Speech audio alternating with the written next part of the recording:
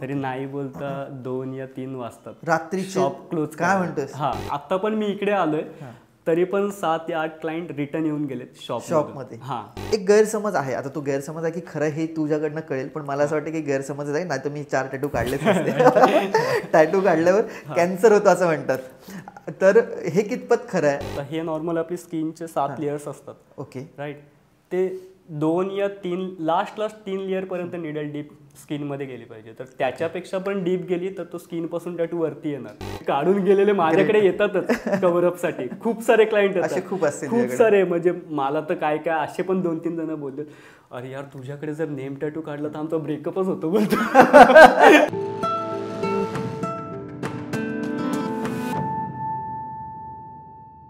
नमस्कार आणि स्वागत आहे तुमचं माझा मराठी उद्योजकमध्ये, आणखीन एका या नवीन पॉडकास्टमध्ये.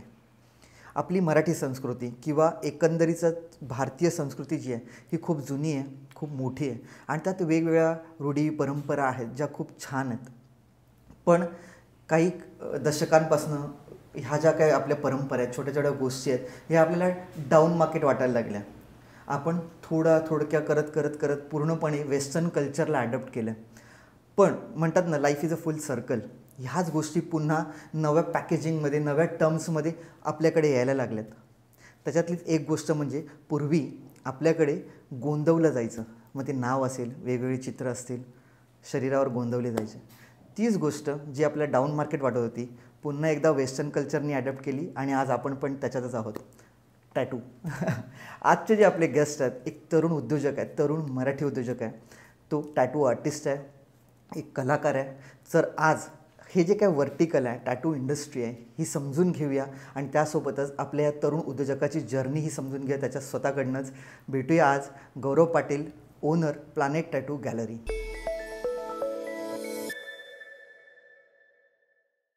हाय गौरव, नमस्कार. नमस्कार. स्वागत आहे तुझं. How are you bro? बस गुड. आज असं कूल टॉपिक आहे, त्यामुळे थोडीशी अशी लँग्वेज पण अशी वापरायला लागेल का आपल्याला? ठीक आहे. सो टॅटू इंडस्ट्री खूप मोठी झाली आता. पहिले एक थोडासा असा टॅबू होता की टॅटूमुळे कॅन्सर वगैरे होतं, तर त्याबद्दल पण काय गैरसमज आहेत की हे खरं आहे, हे सगळं तुझ्याकडनं जाणून घेईनच. पण तू आज तुझं वय अवघं 25 आहे आणि तू गेल्या 6 वर्षापासून या इंडस्ट्रीमध्ये आहेस, काम करतोस. म्हणजे मी म्हणेन की अगदी 18-19 वर्ष वय असताना तू चालू केलं. तर ही जर्नी कशी होती एक्झॅक्टली? हे वर्टिकल काय आहे आणि टॅटूज का? म्हणजे कारण आर्टिस्ट म्हणजे हे this is the art and you are the artist. Basically हे टॅटूज पण करूनच काढले. तर हीच फील्ड का निवडलीस आणि एकंदरीत आत्तापर्यंत जर्नी कशी होती तुझी? असं की म्हणजे मला बेसिकली आधीपासून त्याच्यामध्ये खूप आवड होती ड्रॉइंग इंडस्ट्रीमध्ये. म्हणजे स्कूलमध्ये असताना पण मी चालूच असायचं काही नाही काहीतरी, पेंटिंग्स बोल या फिर ड्रॉइंग या आर्ट, हे सगळं चालू असायचं. बट मला असं हे नव्हतं का मी टॅटूज करेन का पुढे जाऊन टॅटू आर्टिस्ट बनेन. मी माझी 10th झाल्यानंतर मी अलिबागमध्ये आलो. अलिबागमध्ये सलून आहे, त्या सलूनमध्ये एक आर्टिस्ट यायचा CBD बेलापूरवरून. तर मी त्याच्यासोबत नॉर्मली असायचो. बट मला असं नव्हतं का मी टॅटू शिकेन त्याच्याकडून.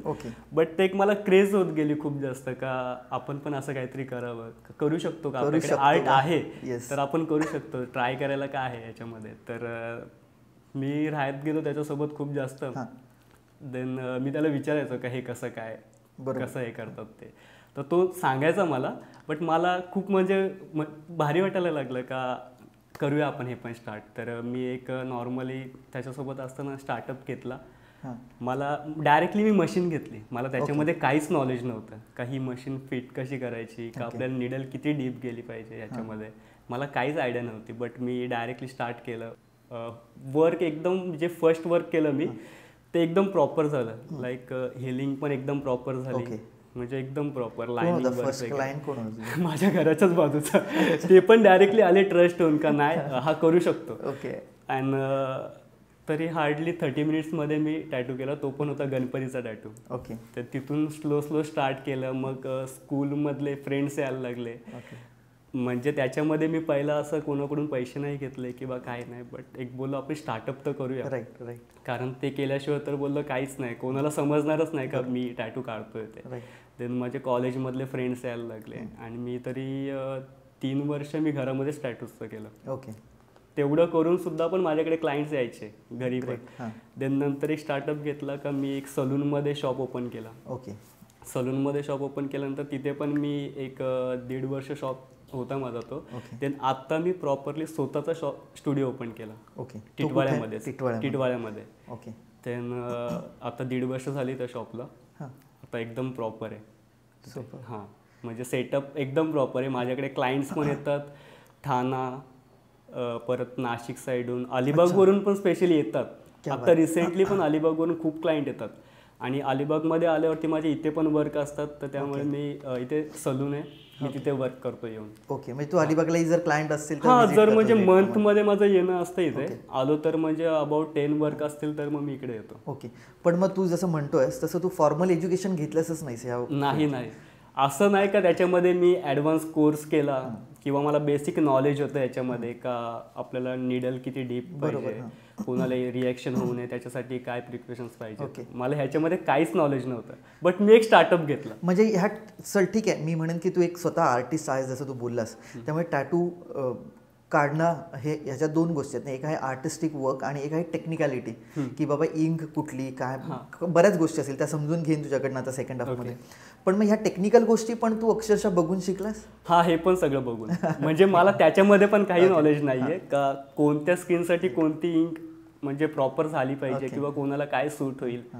मला काहीच नॉलेज नव्हतं त्याच्यामध्ये. बट मी आता जे स्टार्टअप घेतलं, जे मी आता आहे ते स्वतः होऊन केलं. म्हणजे 6 वर्षात तू सगळं शिकलास आणि म्हणजे 6 नाही, म्हणजे 2-3 वर्षापासून तू खूप मोठ्या लेवलला कामं करतो. पण हे जेव्हा तू म्हणतोस की चल हे एज्युकेशन तू फॉर्मली नाही घेतलंस, पण जे आपलं सोसायटीमध्ये जे फॉर्मल एज्युकेशन आहे, शिक्षण कुठपर्यंत झालं? माझं TY BCom झालेलं आहे. मी कॉलेज वगैरे करून हे करायचो. म्हणजे माझं क्लास, माझं घर, म्हणजे मी जेव्हापासून ह्याच्यामध्ये आलो म्हणजे मला ऑर्डर वगैरे येत राहिला, वर्क होत राहिलं एकदम प्रॉपर. तर मग मी घरातलं पण करत होतो सगळं. कॉलेज पण स्वतः केलं, क्लास पण स्वतःचं केलं. ना घरच्यांवरती काय लोड ठेवला माझ्या एज्युकेशनचा, ना माझा, स्वतः सगळं. ग्रेट. आणि तू जे म्हणालास ना की आता तू बोलताना बोललास की आणि प्रत्येकाच्या बिझनेसमध्ये ती सायकल असते की सुरुवातीला तुम्हाला प्रूफ करायचं असतं, तेव्हा तुम्हाला फ्री ऑफ कॉस्ट सर्व्हिसेस द्यायला लागतात.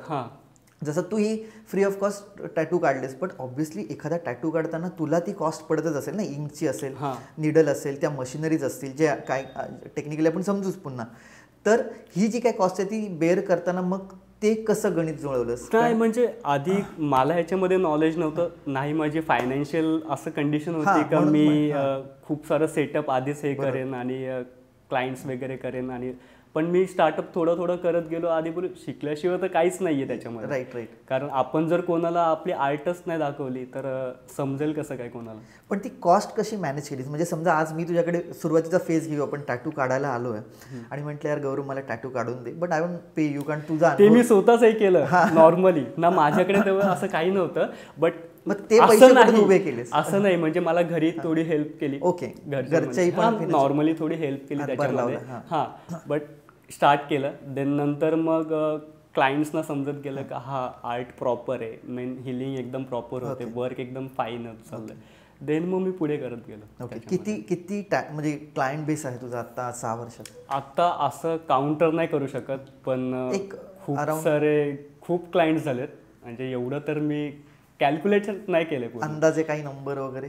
अराउंडली तरी 1 लाखच्या अबाउट झाले टॅटूज काढलेस तू आतापर्यंत? बापरे, वाव. कारण एक जर पर्सन आला त्याला जर वर्क आवडलं तर स्वतःच्या बॉडीवर मल्टिपल टॅटूज काढतो. आता तुम्हाला तर माहितीच आहे, तुम्ही पण केलेच आहे. असं तरी एक पर्सन 7 ते 8 टॅटू नॉर्मली काढतो. राईट. तू खूप कमी वयात, खूप कमी वेळात खूप चांगला सक्सेस अचीव केलंस. तर एक कुतूहल म्हणून विचारतो की हे जे काय सक्सेस आहे हे तुझं लक आहे की तुझं हार्डवर्क आहे? काय बोलायला गेलं तर हार्डवर्कच आहे. म्हणजे असं लक तर नाही बोलू शकत, बट जर मी हे केलंच नसतं तर मी आज इथे नसतो. म्हणजे मी ऍक्च्युली असतो तर मग मी कुठेतरी बेसिक नॉर्मल वर्क करत असतो, जिथे 10 या 15,000 सॅलरी भेटली असते. बस कधी सुट्टी पाहिजे असेल तर ती पण नसते भेटली.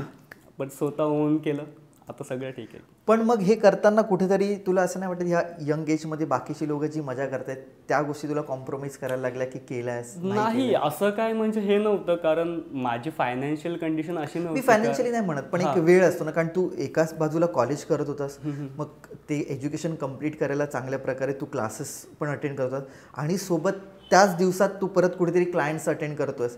तर एकंदरीत हा जो वेळ पूर्ण आहे तो तू तुझ्या बिझनेसला पण दिलास राहिलेला.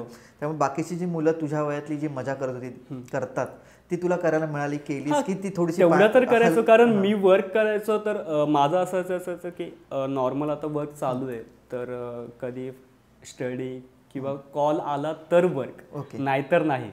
तर मग फ्रेंडसोबत बाहेर जाणं, मग एवढं तरी प्रॉपर हे नव्हतं त्याच्यामध्ये का मी पूर्ण डेज वर्कच करत राहणार. आणि आज कसं स्केड्यूल आहे जेव्हा आता तू फुल फ्लेश ह्या बिझनेसमध्ये आहेस, तुझा स्वतःचा एक स्टुडिओ आहे, तर आज तुझं स्केड्यूल कसं असतं? आता असं आहे का मला स्वतःला तरी टाइम भेटतच नाही. माझं शॉप ओपन होतं 10 o'clockला आणि क्लोजचा तर टाइम नाही आहे, कारण तसं बेसिकली मोठे वर्क असतील तर मी नाईटलाच घेतो. तरी नाही बोलता 2 या 3 वाजतात रात्री शॉप क्लोज. काय म्हणतोस? हा, आणि हे ऑन एन ॲव्हरेज वीकमध्ये 3 या 4 टाइम तरी आहे. काय बोलतोस?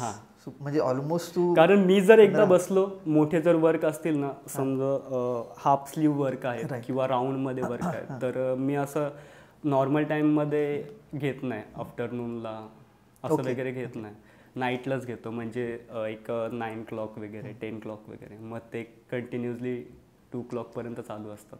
आणि येणारा क्लायंट पण तसंच असेल ना, जो ऑफिस पोस्ट ऑफिस आवर्स वगैरे, त्याला पण तो सुटेबल टाइम मला वाटतं इव्हिनिंगचाच असेल, संडे जर सोडला तर. वीकडेजमध्ये शॉप क्लोज तर माझा कधीच नसतो, पूर्ण डे तर वर्क चालू असतं. आणि माझ्याकडे स्टुडंट्स पण आहेत आता. हां, मग त्यांचं वर्क असतं तर मग ते वन साईडला ते करतात. आता म्हणजे तसं बघायला गेलं तर शॉपचा एरिया आता माझा मोठा आहे, त्याच्यामध्ये स्टुडंट्स पण आहेत. बट क्लायंट समज आले तर मग त्यांचं असं असतं की आम्हाला ह्या टाईममध्ये सूट नाही होते किंवा नाही पॉसिबल होत नाही आहे टॅटू काढायला, तर मग थोडा लेट झालं तर मी बोललो ठीक आहे चालेल. आणि मला असं काही नाही आहे का 10 o'clock झाला शॉप क्लोज करण्याचा टाईम आला तर मग मी वर्क नाही घेणार किंवा क्लायंटना सांगेल का नाही आता शॉप क्लोज झालं, आता होणार नाही वर्क. मी घेतो, कारण माझे पण पुढेही काही काहीतरी गोल्स आहेत का मला ते कम्प्लीट करायचे. जर आता हा एज आहे माझा, त्या याच्यामध्ये जर मी नाही केलं तर पुढे नाही करू शकत. हां, आणि खूप थॉट क्लिअर आहे तुझ्या. आणि ह्याच्यामध्ये असं आहे का बॅक तर पूर्ण हे होते, पेन होते, कारण कंटिन्युअसली 4-4, 5-5 तास कंटिन्यूस बसायला लागतं, त्यामध्ये नाही काही खाऊ शकत.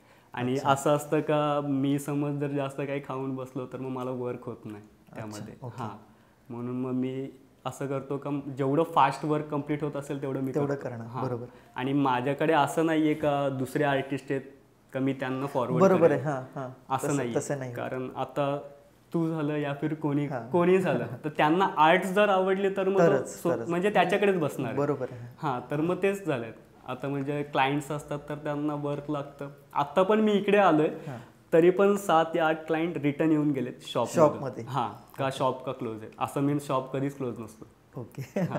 हे क्लायंट्स जे तू म्हणतोयस, कारण आत्ता खूप क्रेज वाढलाय टॅटूचा, तर काय एक एज आहे किंवा काय एक फॅक्टर्स आहेत तुझ्या क्लायंट्सचे? कुठले एज, एक पर्टिक्युलर एज ग्रुपचे आहेत का किंवा जेंडर वाईज काय असं सांगू शकतो? असं काय नाही, म्हणजे बोलायला गेलं तर टॅटूज नॉर्मली 18 अबव काढलेले ठीक असतात, कारण तोपर्यंत आपली स्किन असते ती स्ट्रेच होत असते.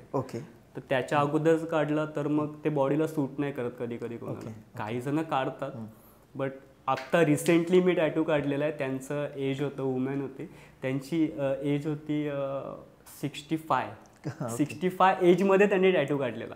म्हणजे त्यांना सुद्धा क्रेज आहे टॅटूची. हां, सो म्हणजे कुठल्याही एजचं असं काही त्याला असं काही नाही, बट त्याच्यामध्ये असं असतं का क्लायंट्सना समज जर डायबिटीस वगैरे हाय असेल तर मग नाही करू शकत. बट बेसिकली नॉर्मल असे पण आर्टिस्ट आहेत का ते फक्त आर्टसाठी नाही, ते फक्त मनीच्या मागे आहेत. हां, म्हणजे समोरच्याला काही आजार असो ते प्रिकॉशन्स घेत नाहीत.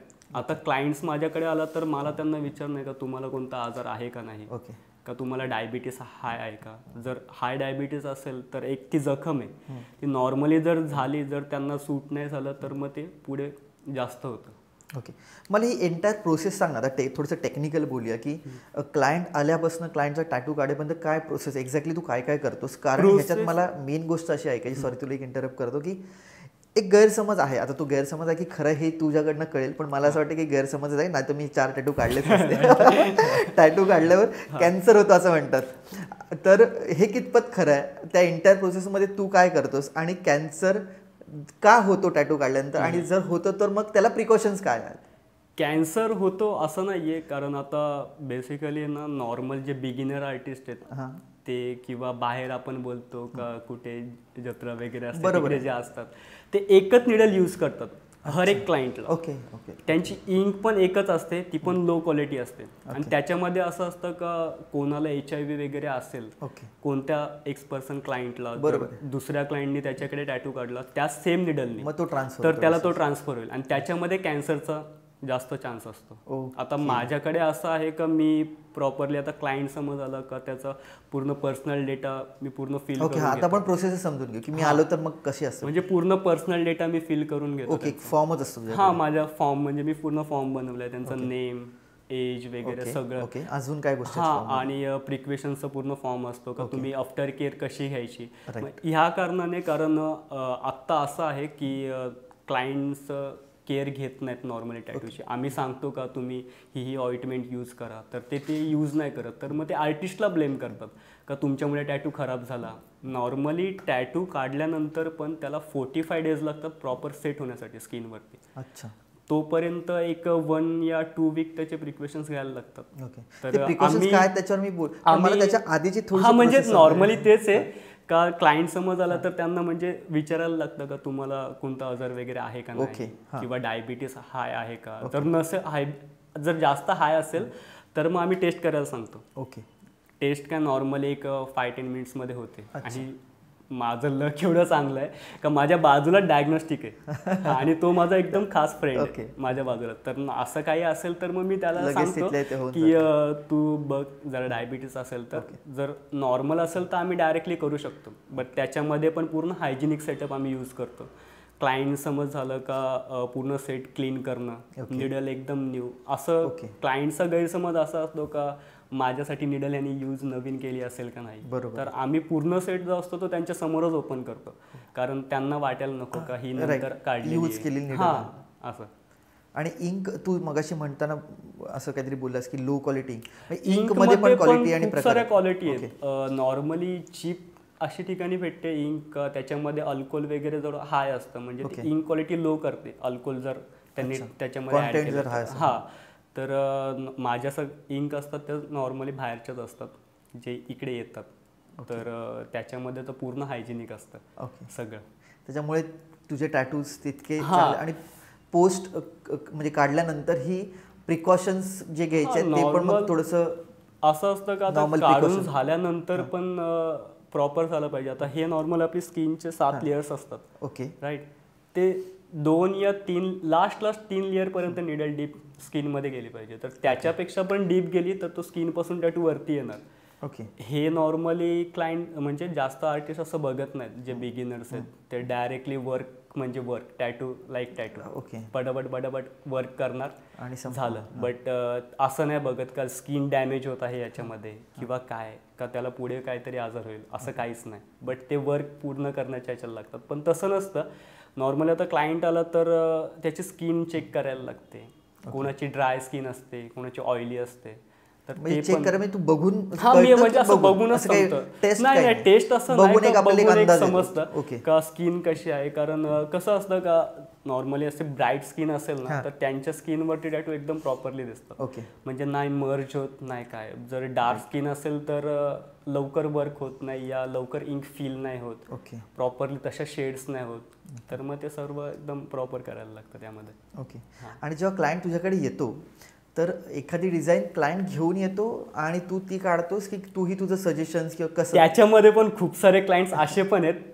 आता म्हणजे तसं बोलायला गेलं तर क्लायंट्स असे पण आहेत का जे असे येतात डिझाईन स्वतः करून येतील. ओके. मग नंतर परत सांगणार मला का असं सांग का ह्याच्यामध्ये काय ऍड करू का कशी चांगली दिसेल, त्याच्यामध्ये 1 तास पण घालवणार आणि डिझाईन जी चॉईस करणार जी त्यांनीच चॉईस केलेली असेल. बरं. असे पण काही आहेत. आणि नॉर्मली असतात तर ते सांगतात का 1 डे अगोदर का मला डिझाईन थोडी कस्टमाइज करायची, तर मग मी आदल्याच दिवशी डिझाईन रेडी करून ठेवतो, म्हणजे तो टाइम नको वेस्ट जायला त्यामध्ये. आणि ह्या ज्या काही डिझाईन्स म्हणजे आता समजा मी तुला एखादी, आता मला प्रोसेस माहिती आहे पण मला पाहिजे की ऑडियन्सलाही समजू दे की तू जी काय आपण प्रोसेस करतो ना की डिझाईन तू व्हिज्युअलाइज करतोस आणि डायरेक्टली काढतोस की काय असतं मध्ये एक आत्ता आधी तरी माझ्याकडे म्हणजे एवढे हे नव्हते ॲसेसरीज नव्हत्या का मी डायरेक्टली क्लायंट्सना दाखवेन का तुमच्या हँडवरती कोणती डिझाईन सूट होईल एकदम, तर तेवढं माझ्याकडे आधी काही नव्हतं. बट मी आत्ता थोडं थोडं ग्रो केलं तर मग मी एक ॲडव्हान्स करत गेलो त्याच्यामध्ये. तर माझ्याकडे क्लायंट्स आले का कसं आता लाईक एक तू समजा मी आलो हां, तर तुला आता हे माहीत नाही आहे का माझ्या हँडवरती ही डिझाईन कशी दिसणार. बरोबर. तर ते तुला समजणारच नाही का दिसेल कशी, तर मी म्हणजे कसं काढू. बरोबर. तर मग मी त्यांना डायरेक्टली एक दाखवतो करून आयपॅडमध्ये का तुम्हाला टॅटू काढल्यानंतर अशी डिझाईन इथे दिसणार आहे प्रॉपर. मग ते थोडं त्यांना वाटतं का हां का ठीक आहे बाबा का असं दिसेल. जर आपण डायरेक्टली स्टेन्सिल करून त्यांना दाखवलं तर ते एवढं समजणार नाही, कारण त्याच्यामध्ये ते शेड्स येत नाही, ते टोन्स येत नाही त्याच्यामध्ये. मग डायरेक्ट आपण डिझाईनच त्यांना दाखवतो, ती व्हिज्युअलाइज होते. हां, मग त्यांना ते समजतं का अशी दिसेल डिझाईन. आणि स्टेन्सिल म्हणजे जे तू काय तुला वाटतं पेपरनी हे करतो. हां, आधी तरी मी रिसेंटली तो प्रिंटर घेतला. ओके. डायरेक्टली माझं काम फास्ट झालं त्याच्यामध्ये. नाही तर आधी असं असायचं का जर मोठे टॅटू असतील तर त्यांना अर्धा या 1 तास लागायचा खास स्टेन्सिलसाठी. ओके. हां, मग ते पेन आणि परत वर्क करायचं, ॲक्युरेट सगळ्या बॉर्डर लाईन्स आल्या पाहिजेत, शेड्समध्ये आल्या पाहिजेत. तर मग ते करायला खूप टाईम जायचा. बट आत्ता मी प्रिंटर घेतलं तर मग आता तो जरी टॅटू असेल तर मग एक हार्डली 2 या 3 सेकंडमध्ये प्रिंट येते. डायरेक्टली स्टेन्सिल होऊन मग वर्क स्टार्ट होतं. डायरेक्ट हातावर बसते आणि त्याच्यावर डायरेक्टली मग वर्क स्टार्ट. ओके. काय साधारण चार्जेस आहेत टॅटूजचे? आता प्रत्येक ठिकाणी वेगवेगळा चार्जेस आहे. माझा जिथे स्टुडिओ आहे ना कल्याण साईडला हिटवाड्याला, तिथे मी चार्ज करतो 500 पर स्क्वेअर इंच. अच्छा. इंच लाईक एवढा असतो पर इंच.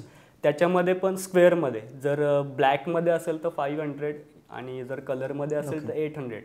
बट अजून जर पुढे गेलो तर मग ते अजून वाढतात. म्हणजे जिथे 500 ब्लॅकचा आहे तिथे 1000 ब्लॅकचा होतो. कुठे? मुंबईमध्ये? हां, मुंबईमध्ये. जर कल्याणच्या पुढे गेलो, डोंबिवली पण नाही, ठाणा पकडलं तर ठाणा, मुंबई या फिर म्हणजे एरिया वाईज हां तसं आहे. बट असं नाही का आता माझ्याकडे पण क्लायंट्स येतात ते वर्क बघून येतात.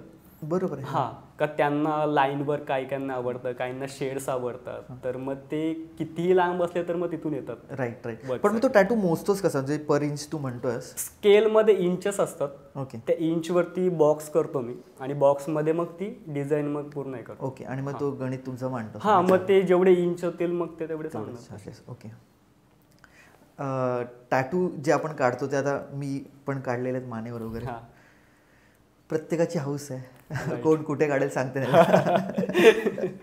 आणि आपण हल्ली रील्स बघतो की लोकांना अवघड जागेवर पण काढायची जाम हौस असते. तर तुझ्याकडे असा काय किस्सा झाला काय? असे खूप सारे क्लायंट्स येतात, म्हणजे जे कॉलर बोन्सला स्पेशली लेडीज येतात किंवा बॉईज येतात का, असे खूप सारे क्लायंट्स येतात का ते त्यांचे म्हणजे असं असतं का त्यांना ते दिसले नाही पाहिजेत. बरोबर. मग ते का काढायचे? हा का ते आता त्यांचं, आता मला काय, मला कुठेही सांगा मला काढायचं. हा, आता असे पण क्लायंट्स आहेत का त्यांच्या कॉलर बोन्सला असतात, कुठे इथे असतात, काही म्हणजे आपण विचारच नाही करू शकत का क्लायंट्स काय सांगेल का मला कुठे टॅटू काढायचं, तर त्याने कुठे सांगितलं मला काढणंच नाही. पण मग असा एखादा क्लायंट आला की ज्याला तू म्हटलं की बाबा मी नाही काढत आहे? नाही असं नाही, काढायचं नाही, काढणंच असतं. कारण क्लायंट्स येतात खूप लांब ना, त्यांना माहित असतं का थोडा ट्रस्ट असतो, स्पेशली लेडीजना. राईट. का त्यांना असं असतं का वर्क करताना कोण म्हणजे काही हे झालं नाही पाहिजे किंवा कोणती फालतूगिरी नाही झाली पाहिजे त्याच्यामध्ये, तर त्यासाठी मग ते ट्रस्ट ठेवून येतात आपल्या इथे, तर आपल्याला करणंच आहे, असं काही नाही. पण म्हणजे अजून एक मला सांग की आता मी प्रणवबरोबर वगैरे बराच आमचं रोजच्या गप्पा चालू असतात, हे आता कॉर्पोरेट व्हिडिओज बरोबर प्री वेडिंग शूट वगैरे पण करतात. आता एखाद किस्सा मी यांच्याकडनं ऐकला की एका कपलचं प्री वेडिंग झालं आणि त्याच्यानंतर त्यांचा ब्रेकअप झाला. असं होतं त्याच्यामुळे होतं. याचं रिझन असं आहे का, आता मी नाव नाही घेऊ शकत, एक पर्सन माझ्याकडे आलेला का त्यांनी एक म्हणजे लेडीज क्लायंट होती, तिने एक नेम काढलेला बॉयफ्रेंडचा. ओके. हा, आणि कुठे काढला होता? कॉलर बोनला होता. तो इथला तो वेगळा एक कॉलर बोनला होता. तर तिने काढला वगैरे टॅटू. आता मी तर असं विचारू शकत नाही का कोण आहे किंवा काय, कारण काही काहींना पटतं, काही काहींना नाही आवडत, असं पर्सनल विचारलेलं. तर तिने काढलं वगैरे टॅटू आणि नंतर परत 1 मंथनी आली. मला बोलली कव्हर अप करायचं आहे. कव्हर अप म्हणजे हा, कव्हर अप त्याच्यावरती दुसरा डिझाईन. ओके. हा, म्हणजे एक लेझर ट्रीटमेंट असते का तो पूर्ण टॅटू जातो, पण ते जाण्यासाठी 1 इयर जातो पूर्ण. आणि कव्हर अप कसं इन्स्टंट लगेच करू शकतो, त्याच्यावर वेगळं काहीतरी. तर मला बोलली मला कव्हर अप करायचं आहे. मी बोललो ठीक आहे. तर आता नॉर्मल बोलता बोलता झालं बोलणं असं का, मी बोललो का कव्हर अप करते, बोलतो ब्रेकअप झाला. तर मी बोललो ठीक आहे, आता इथपर्यंत ठीक आहे, ब्रेकअप झाला, काढून वगैरे झाला, कव्हर अप केला. तिथे नॉर्मली मी बटरफ्लायची डिझाईन केली. ओके. आणि काढून झाल्यानंतर मला ती बोलली मला त्याच्या खाली अजून एक नेम करायचा आहे. मी बोलतो अजून एक, मला असं वाटलं का तिचा नेम असेल, तर तिने मला एक बॉयचं नेम सांगितलं का हा नेम करायचा. तर मी 2 मिनिट बघत बसलो असं, काय नाही, बोलतो माझा बॉयफ्रेंड. मग आधीचा बॅकअप होता, ब्रेकअप झाला. ठीक आहे चल, तो पण काढला. तो कव्हर नेम टॅटू काढला बटरफ्लायच्या खाली. ओके. देन 2 वीक्सच झाले. 2 वीक्सने परत आले, परत कव्हर केला. मी बोललो आता तर ठीक आहे, आता तर ब्रेकअप झाला असेल ह्याच्यासोबत, पुन्हा आता तर सिंगल असशील ना. नाही, अजून एक नेम करायचा आहे. अरे बापरे, मी बोललो अजून एक. मग त्याच्या साईडला अजून एक नेम केला. असे खूप सारे येतात. म्हणजे काही जण असे पण आहेत का कोणला गर्लला खुश करण्यासाठी नेम काढणं, त्यांना माहिती आहे कव्हर अप तर करू शकतो आपण. बरोबर. जर कोणताही डिझाईन काढलं, आता गर्ल्सला कसं अरे बापरे माझं नेम काढलं, हा इम्प्रेस होतात. तर त्यांचं असं आहे का मग नेम काढल्यानंतर आपल्याला माहिती आहे का आपण कव्हर अप करू शकतो. आणि त्यांना माहिती आहे काढून गेलेले माझ्याकडे येतातच कव्हर अप साठी. खूप सारे क्लायंट येतात, खूप सारे. म्हणजे मला तर काय काय असे पण 2-3 जण बोलले अरे यार तुझ्याकडे जर नेम टॅटू काढला तर आमचा ब्रेकअपच होतो बोलतो. असे पण म्हणजे तुझ्याकडे थोडक्यात काढणं is not good. Name tattoo असं नाही, नेम टॅटू जर कोणतं गर्लचं काढलं या फिर बॉयफ्रेंडचं काढलं तर अरे ब्रेकअप झालं तर तुझ्याकडेच येतो बोलतो आम्ही कव्हर अप साठी. बोल मग तुमचं आहे बोलत, आता मी तर काहीच नाही करू शकत त्याच्यामध्ये. कमाल आहे. म्हणजे मला वाटतं असे किस्सेही भरपूर तुला 6 वर्षात मिळाले असतील. ग्रेट. मला सांग, तू बोलताना आता जे म्हणालास की तू क्लासेस काहीतरी, तर ते एक्झॅक्टली काय, म्हणजे तू टॅटू आर्टिस्ट तर आहेसच, खूप चांगले टॅटू काढ, मग त्यासोबत काही क्लासेसही घेतोस का? हा, म्हणजे मी आता जेव्हा माझा न्यू शॉप ओपन झाला त्याच्यामध्ये एरिया पण खूप जास्त होता, तर मी क्लासेस पण स्टार्ट केले. म्हणजे माझ्याकडे असे वर्क करताना यायचे किंवा तर मग ते बोलायचे का तू क्लासेस वगैरे घेशील का, तर का तर त्यांना वर्क वगैरे आवडले होते, तर त्यामुळे मग मी बोललो ठीक आहे घेऊ शकतो. तर आता बेसिकली माझ्याकडे 2 स्टुडंट्स आहेत टॅटूसाठी. ओके. तर मग आता क्लास त्यांचे पण एक 2 या 3 मंथ्समध्ये त्यांचं पण होऊन जाईल. आणि काय फी स्ट्रक्चर, म्हणजे जर आपला आता ऑडियन्स जो बघतोय आणि कोणाला जर उद्योजक व्हायची इच्छा झाली, आता त्याच्यामध्ये असं आहे का बेसिक आणि ॲडव्हान्स क्लासेस असतात. नॉर्मली बेसिक असेल तर 20,000 या 30,000 पर्यंत होऊन जातो. बेसिक मध्ये नाही, मंथ मध्ये नाही, 3 मंथ्स तरी लागतात. पण 3 महिन्याचे 20,000. हा, तर 20 या 30,000 पर्यंत. बेसिक क्लास असा आहे का बेसिकमध्ये त्यांचं ड्रॉइंग्स असतात, स्केच असतात, त्यामध्ये असतं. आणि जर ॲडव्हान्समध्ये गेला तर मग टॅटूजची थेरी असते, निडल्स या फिर मशीन्स, स्किनचं नॉलेज, असे खूप सारे असतात त्याच्यामध्ये पार्ट. जर ॲडव्हान्समध्ये जर केलं तर अबाउट 80,000 पर्यंत जातो. पण मला सांग, जर मी ॲडव्हान्ससाठी आलो, मी 80,000 पण पे केलं, मी शिकलो सगळं, पण मला प्रॅक्टिकली ते इम्प्लिमेंट करायला ते कसं पॉसिबल, कारण कोण लगेच तर नाही करू शकत. त्याच्यामध्ये असं असतं का 3 या 4 मंथ्स जातात आपल्याला त्या स्टेज. प्रॅक्टिस कशावर करतात? त्याच्यामध्ये स्किन पॅड असतो नॉर्मली. हा, तो स्किन पॅड वरती त्यांचे पूर्ण चालू असतं त्याच्यामध्ये. हा, म्हणजे त्याच्यामध्ये आपल्याला समजतं का निडल किती डीप गेली पाहिजे किंवा स्किनचं नॉलेज त्याच्यावरती आम्ही सांगतो. मग असं डायरेक्टली तर नाही देऊ शकत, कारण कोणताच क्लायंट बसणार नाही बेसिक कडे. मग ते झाल्यानंतर मग त्यांचा कोणतरी फ्रेंड असेल तर मग तो बोलेल, ते लगेच बोलतात का हा ठीक आहे यार फ्री मध्ये टॅटू होतोय. मग त्यांना असं काय नसतं का नॉर्मली छोटा टॅटू काढला किंवा त्यांना जर बोलला आपण मोठा टॅटू काढू, हा ठीक आहे, मग लगेच रेडी होतात. चले तर मला एक सांग की एकूण जर हा मला बिझनेस स्टार्ट करायचा असेल तर साधारण कितपत आपल्याला एक्सपेन्सेस जातील, खर्च काय होईल सेटअपचा? माझं नॉलेज जरी सांगितलं, मी जिथून स्टार्ट केलं, म्हणजे असं नॉर्मली बोलू शकतो. हां अरे बिंदास. मी जेव्हा स्टार्ट केलं ना तर माझ्याकडे फक्त ह्या आत्ता रिसेंटली 1-2 इयर्समध्ये फक्त 1 लाख अमाऊंट होती. ओके. हां, बट मला असं होतं का मला त्याच्यामध्ये शॉपचं इंटेरियर करायचं आहे, परत त्याच्यामध्ये ॲसेसरीज, शॉप, परत टॅटूजच्या ॲसेसरीज, सगळं काही, प्रिंटर वगैरे. तर एवढं करून जर कसं करणार, तरी नाही काय केलं तरी मला रेंट पे करायचं किंवा काही तेवढं तर करणारच आहे. बट मी जेव्हा स्टार्ट केलं तेव्हा मी फक्त 1 लाख घेऊन उतरलो शॉपमध्ये. बट मला स्वतःवरती ट्रस्ट होता का मी पुढे करू शकतो. थोडंसं मी बॅकला आलेलो, बट मला माझ्या फ्रेंड्सने सपोर्ट केला का नाही तू कर याच्यामध्ये. बट जर आपल्याला जर करायचं असेल तर नॉर्मली 1 लाख या 3 लाख पर्यंत जातो. सगळं मशिनरी आहे म्हणजे इन्फ्रास्ट्रक्चर, आपण स्टुडिओ वगैरे माझ्याकडे आधी मशिनरीज होत्या, त्यामुळे मला एवढं हे नाही लागलं त्याच्यामध्ये. पण मला घरूनच जर सुरुवात करायची तर एक मला वाटतं मशिनरीची कॉस्ट 3 लाख पर्यंत जाईल. नाही, जर मशिनरी बेसिक मध्ये हवे असतील तर 10 या 20,000 पर्यंत सेट. पण एक चांगला सेटअप करायला चांगले पाहिजे असतील तर मग 2 लाख अराउंड जातात, म्हणजे निडल्स वगैरे पकडून जातात. आणि मग ती नंतर एकदा क्लायंट्स यायला लागली की ती कॉस्ट मग तुमची. बट तसं वर्क असेल तर आपण बोलू का नाही यार टॅटू मध्ये खूप इन्कम आहे तर आपण स्टार्ट करू. बट जर वर्कच नसेल तर मग काही मतलब नाही त्याला. ओके. काय एक काही शेवटचे प्रश्न, एक असं की मला टॅटू काढल्यानंतर ऑब्व्हियसली सगळेच टॅटू तुझ्याकडनं काढलेत की काही त्रास नाही झाला, ॲब्सोल्युटली काही रिॲक्शन नाही, काही नाही. काही जणांना होते, मग ते का असेल, म्हणजे त्याचं काय कारण? ते असं असतं का आता स्किनमध्ये आपलं कसं लेअरवरती सर्व असतं आणि एक मेन असतो का तो हिलिंग. टॅटूमध्ये हिलिंग होताना पण टॅटूमध्ये एक ऑइंटमेंट्स असतात, त्याच्यामध्ये 2-3 कंपनीचे ऑइंटमेंट. बट आपल्याकडे क्लायंट्स असे पण आहेत का त्यांना आपण जर सांगितलं प्रिकॉशन्स, तुम्ही असे प्रिकॉशन्स घ्या का, याला पाणी लागतं का म्हणे 1 वीक, या तुम्ही ही क्रीम तिथे हे करा, लावून ठेवा, तर मग ते क्लायंट्स असं केअर घेत नाहीत. त्यांना सांगितलं का मग ते उलटं करणार, मग ते वॅसलिन लावणार, कारण वॅसलिन हा पेट्रोलियम जेली आहे, हा टॅटूसाठी नाही आहे. हां, मग ते काही वॅसलिन लावणार. काही जण असे पण आहेत एक्स्ट्रा प्रोवाले जे हळद पण लावतील त्याच्यावरती, ऑइल पण लावतील, असे पण खूप सारे आहेत. माझ्याकडे एक क्लायंट होता, त्याला मी सांगितलेलं का तू ही ऑइंटमेंट लाव, तर त्याने असं त्याला फ्रेंडने सांगितलं का तू हे नको लाव, तू विक्स लाव. आता विक्स संबंधच नाहीये त्याच्यामध्ये विक्सचा, तर त्याने विक्स लावून तो टॅटू त्याचा एवढा वरती आलेला टॅटू. पण असे पण क्लायंट्स आहेत का त्यांना सांगायला लागतं खूप टाइम का तुम्ही हे यूज करा. त्याच्यामध्ये असतं का 24 आवर्स आधी अल्कोहोल नाही बॉडीमध्ये पाहिजे टॅटू करण्याच्या अगोदर, आणि नंतर पण एक 4 या 5 डेज. नॉनव्हेज खाल्लं, नॉनव्हेज खाऊ शकतो, बट असं आहे का आता समज जरी नॉनव्हेज खाल्लं, जिथे तू 100% खातो तिथे 50% खा किंवा 70% खाऊ शकतो. लिमिटेड खाऊ शकतो, पण तुला नंतर त्याच्यावरती दही खाणं आहे रात्री झोपताना, कारण जेवढी बॉडी तुझी एकदम कूल राहील तेवढं टॅटू प्रॉपर राहणार. जर हीट जास्त झाली तर एक ती जखम आहे. टॅटू तर हा बेसिकली जखमच आहे ती.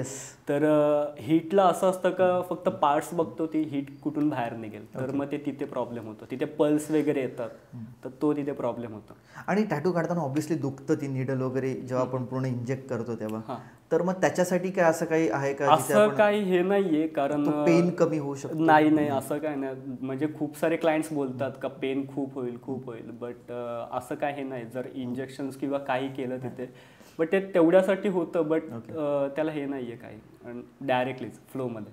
ओके. बट एवढं जर बघितलं त्याच्यामध्ये पेनसाठी जर बोलायला गेलं ना तर गर्ल्स पॉवर, म्हणजे गर्ल्स पॉवर आहे खूप जास्त. कारण बॉईज माझ्याकडे एवढे आहेत ना असे का जे टॅटू करताना अक्षरशः पडतात, काय म्हणतो, चक्कर येऊन. बट हे का, आता समज जर टॅटू जेव्हा चालू असतो, जर तू काही खाल्लंच नाही, जर डायरेक्टली टॅटू स्टार्ट केला तर चक्कर येते त्याच्यामध्ये. ओके. तर तुला जरी काढायचं असेल तर तुला अर्धा तास या 1 तास अगोदर खाणं आहे, थोडंसं नाही बट हेवी खाणं आहे. हां, तर बॉईजला स्पेशली बोलायला गेलं तर बॉईज खूप हे करतात टॅटूसाठी उलट. म्हणजे बट लेडीजमध्ये एवढं बघितलं ना, कोणताही पार्ट असो, स्टार्टला फक्त बोलतील का खूप पेन होईल, Pain, बट जेव्हा स्टार्ट होतं ना तेव्हा मग परत बोलणार एवढंच होतं का. अच्छा. तुला हा मग ठीक आहे, नॉर्मल आहे, नॉर्मल बसतात एकदम. बट बॉईज बोलायला गेलं का नाही, मग ते एकदम हलणार होतंय, वगैरे ते खूप होतंय. जास्त, मग नाही खूप पेन होतं, मग थांब मला ब्रेक दे असं. मला वाटलं गर्ल्स पॉवर म्हणजे असं वाटलं की एखाद्या मुलाला जर टॅटू काढायचं त्यांनी गर्लफ्रेंडला घेऊन यायचं, हातात हात धरायचा, म्हणजे तसं girls- मग ते हात ऐसा कुछ असं सोडला जाईल डायरेक्ट, कारण मग ते एवढे प्रेस करतील ना स्वरामध्ये खूप जास्त. बट मी एवढं बघितलंय ना त्याच्यामध्ये, आता बॉईजना खूप पेन होतं ओके. टॅटूसाठी. काही आहेत का त्यांना नॉर्मल ते सहन करू शकतात, बट गर्ल्स म्हणजे जेवढ्या गर्ल्स आल्यात ना अजिबात बोलल्या नाहीत का खूप पेन होतंय तर तू थांब थोडा वेळ रेस्ट दे, अजिबात नाही असं काही. क्या बात आहे. ते असं पण आर्टिस्ट वरती पण Artist, right, असतं exactly. का स्किन वरती किती डीप गेली पाहिजे निडल, तर जास्त जर डीप गेली तर ऑब्व्हियसली ते पण बोलणारच का तू थांब म्हणून. पेन होतं त्याच्यामध्ये, आणि ब्लडिंग वगैरे झालं नाही पाहिजे जास्त असं. येस, खूपच मजा आली गप्पा मारायला. अर्थात माझ्या आवडीचाही विषय होता. हां. आणखीन 1-2 टॅटू आहेत, डोक्यात डिझाईन आहेत, आपण लवकरच भेटून नक्की, काढू. नक्की. आणि टेक्निकली पण तू खूप छान समजवलंस की बिझनेस वाईज हा कसा बिझनेस आहे, काय काय त्याच्या टेक्निकॅलिटीज आहेत, काय केलं गेलं पाहिजे, सेटअप तुझी कसा झाला, तुझी जर्नी सांगितली आहेस, आणि कॉस्टिंग किती लागते ह्याला. त्यामुळे मिनिमम कॉस्टिंगमध्ये मला वाटते फक्त तुम्ही आर्टिस्ट असणं खूप गरजेचं आहे. तुम्हाला हा, असं बेसिक डायरेक्ट कोणी करू शकत नाही नाही का. करू शकत. आज समज तू झालं या फिर दुसरा कोणी झालं, तो बोला या टॅटू इंडस्ट्रीमध्ये खूप स्कोप आहे, तर ही गे मशीन मी स्टार्ट करतो. बट नाही, बट त्याच्यामध्ये बेसिक खूप लागतं. आपल्याला स्केच पाहिजेत तेवढे प्रॉपर, आपल्या हँड मुवमेंट पाहिजेत तेवढे, स्टेबल पाहिजे हात तेवढा. असं डायरेक्टली तर नाहीच होऊ शकत. जर डायरेक्टली झालं असतं तर मग मी तेव्हाच केलं असतं. Right exactly. सो आता मला एक लास्ट तुला रिक्वेस्ट आहे की तू खूपच कमी वयात खूप चांगलं सक्सेस अचीव केलंस, ते एक तरुण मराठी उद्योजक म्हणून आपल्या मराठी तरुणांना आणि तरुणींना काय मेसेज देशील किंवा काय अपील करशील? म्हणजे नॉर्मली असं बोलायला गेलं का जॉब्ससाठी तर मला तर स्वतः नाही आहे, म्हणजे एवढं नाहीच आहे जॉबसाठी. बट बिझनेस जर करत असाल तर मग पूर्ण मन लावून करा. कोणताही बिझनेस असू दे, स्कोप आहे बट तो केल्याशिवाय. हां, जर नाही केलं तर मग काहीच नाही. तर माझं असं सांगणं आहे का तुम्हाला जे आर्ट किंवा कोणताही कशामध्ये पण जास्त एक्सपिरियन्स असेल किंवा वाटत असेल का नाही आपण हे केलं पाहिजे, तर तेच करा. मला घरामधून तर पहिला हे नव्हतं असं का तू हे कर, मला नाही बोलायचे डायरेक्ट टॅटू काय आहे, टॅटू का करतोस, टॅटू तू जॉब कर, हा काय करणार आहेस, डायरेक्ट असं बोलायचं का कोण पोरगी देईल तुला टॅटूसाठी, असं बोलू हा टॅटू आर्टिस्ट आहे. बट नाही, जर केलं तर ठीक आहे, म्हणजे गुड. पण ठीक आहे, टॅटू आहे, असं खूप सारे बिझनेस आहेत, बट जर आपण केले तर ठीक आहे, नाही तर मग नाही. हां, सुपर. थँक्यू तू दिलेल्या वेळेबद्दल आणि माहितीबद्दल, खरंच खूप मजा आली. येस. सो आणखीन एक इंटरेस्टिंग टॉपिक घेऊन आजच्या पॉडकास्टमध्ये आम्ही आलो होतो. आपल्या एक तरुण मराठी उद्योजकाला आपण ह्या पॉडकास्टमध्ये ऐकलं आहे. टॅटू इंडस्ट्री काय आहे, त्याला किती भांडवल लागतं आणि काय बाकीच्या गोष्टी लागतात हे आपण समजून घेतलं आहे. बाकी सगळ्या पॉडकास्टसारखा हाही पॉडकास्ट तुम्हाला आवडला असेल अशी मला खात्री आहे. टॅटू काढायचा जर प्लॅन असेल तर नक्की गौरवचे डिटेल्स आम्ही पॉडकास्टच्या डिस्क्रिप्शनमध्ये दिलेले आहेत, त्याला कॉन्टॅक्ट करा. खूप भारी आर्टिस्ट आहे. माझे सगळे टॅटू मी गौरवकडनंच काढलेले आहेत. आणि या टॅटूज जसे तुम्हाला आवडले असतील, मला कधी भेटला असेल पर्सनली, तर तसंच हा पॉडकास्ट पण तितकाच आवडला असेल अशी मला खात्री आहे. त्यामुळे हा पॉडकास्ट पुन्हा एकदा सगळ्यांना शेअर करा, तुमच्या व्हॉट्सअप स्टेटसला, फेसबुकला, इंस्टाग्रामला, व्हॉट्सअप ग्रुपमध्ये, जेणेकरून प्रत्येक मराठी घरात आणि मनात हा पॉडकास्ट पोचेल. पुन्हा एकदा नवीन पॉडकास्टमध्ये लवकरच भेटू. तोपर्यंत तुमची रजा घेतो. Signing off Sanket Naik, CEO Digitrackers tech solutions private limited.